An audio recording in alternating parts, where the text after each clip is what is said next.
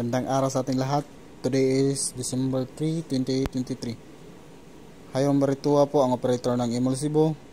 Ito po yung machine namin, may narana 28 meters po. Capping painted area po. Ito ang aking capping. Head clean next.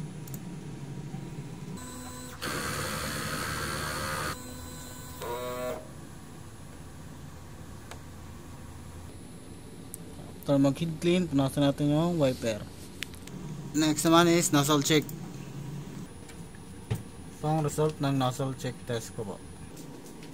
Ang pending namin is good for 8 hours. Wala akong in-house order po.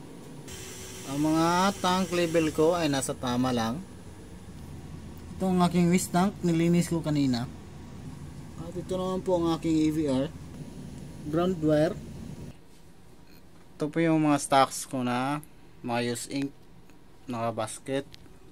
Ito naman po yung mga hindi po ko pa nagamit na stocks.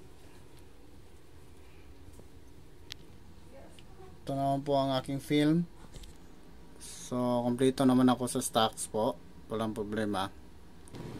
So ito naman po yung nagagamit ko na white. Ito din sa magenta. Ito din naman po sa cyan, sa black, at sa yellow. Ito din sa powder, sa solution naman po, at sa film. So ito na po ang daily checklist. Ito po nung pinaka last update at ang daily workload ko po. So yan lang po, maraming salamat.